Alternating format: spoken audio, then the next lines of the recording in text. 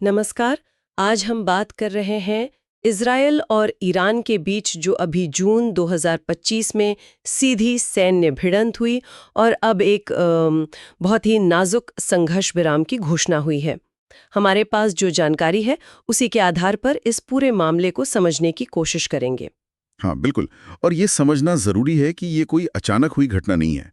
इसके पीछे दशकों का इतिहास है एक तरह से। सही। इन्हीं स्रोतों से हम देखेंगे कि कैसे जो देश 1979 से पहले सहयोगी थे, वो आज इतने बड़े दुश्मन बन गए। ये जो शैडो वॉर या प्रॉक्सी युद्ध इतने साल चला, वो खुली जंग में कैसे बदला। हाँ, और इस पूरी बातचीत का मकसद यही है कि इस जटिल संघर्ष की जो जड़ें हैं, जो अहम घटनाएं रहीं और अभी जो ताज़ा हालात हैं, उन्हें थोड़ा आसान करके समझ सकें। बिल्कुल। तो शुरुआत करते हैं एक ऐसी बात से जो शायद कई लोगों को चौंका दें। 1979 से पहले, मतलब शाह के ज़माने में ईरान और इज़राइल के रिश्ते काफ़ी गहरे थे, मिलिट्री लेवल पर भी, इंटेलिजेंस लेवल पर भी। जी हाँ, बिल्कुल।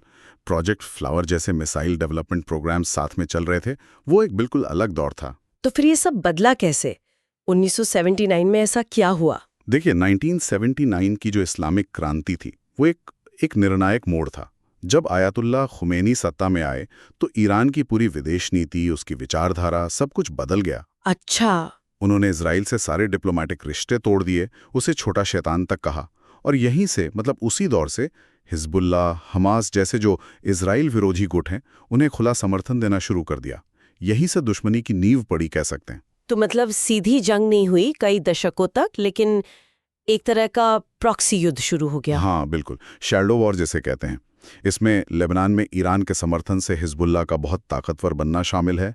अर्जेंटीना में बम धमाके हुए जिनका शक ईरान पर गया। हाँ, वो याद है। और ईरान का जो न्यूक्लियर प्रोग्राम था, उसको लेकर इजराइल की चिंता तो हमेशा से ही बहुत ज्यादा रही है। और वो 2005 में अहमदीनेजाद का बयान भी था, इजराइल को नक्शे से मिटा देने वाला। उसने भी माहौल काफी खराब किया था। बिल्कुल। लेकिन ऐसा नहीं कि सिर्फ एक तरफ से एक्शन हो रहा था। इजराइल ने भी जवाब दिया, पर ज्यादातर पर्दे के पीछे से। मोसाद के सीक्रेट ऑपरेशंस की बातें सामने आई, ईरानी वैज्ञानिकों की हत्याएं हुई। हाँ, जिन पर इजराइल पर शक जताया गया। हाँ, और 2010 का वो स्टक्सनेट वायरस हमला, वो एक बहुत ही सोफिस्टिकेटेड साइबर अटैक था, जिसने ईरान के नतांज परमाणु प्लांट के सेंट्रीफ्यूज को भारी नुकसान पहुंचाया था। तो ये एक तरह का अदृश्य लेकिन बहुत खतरनाक टकराव चल रहा था। लगता है सीधी बातचीत के बजाय ना छुपे हुए हमलों पर ज्यादा जोर था।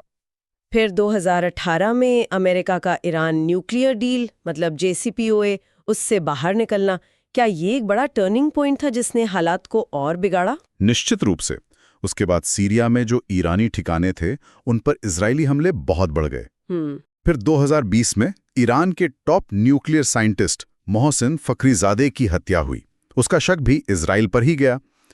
लेकिन वो घटना जिसने इस प्रॉक्सी वॉर को बिल्कुल सीधे टकराव के कगार पर ला खड़ा किया, वो थी अप्रैल 2024 में दमिश्क वाला हमला। हाँ, दमिश्क में ईरानी कॉमर्स दूतावास पर इजरायली हमला।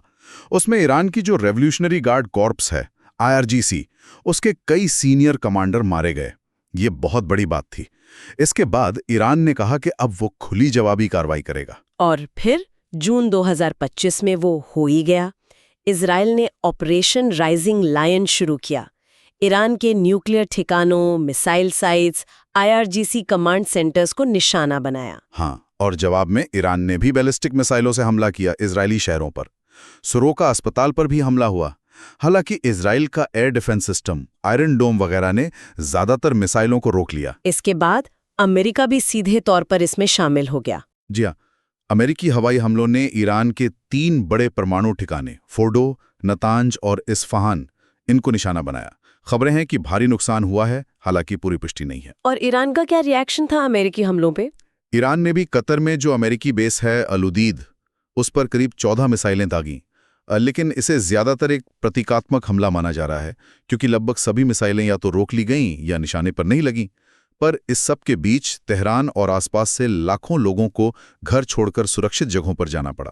काफी उथल-पुथल रही। फिर 23 जून को अचानक ये खबर आई कि पूर्व अमेरिकी राष्ट्रपति ट्रंप ने कतर की मध्यस्थता से एक संघर्ष विराम की घोषणा कर दी है। हाँ, पूर्ण और समग्र संघर्ष विराम।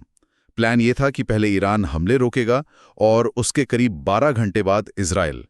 ईरान ने इस पर सशर्त सहमति भी जता दी थी। लेकिन आज 24 जून है, क्या जमीनी हकीकत बदली है? क्या हमले रुके हैं? देखिए, यहीं पर पेंच है। आज तक न तो इजराइल ने और ना ही ईरान ने आधिकारिक तौर पर यह कंफर्म किया है कि उन्होंने मिलिट्री ऑपरेशंस रोक दिए हैं।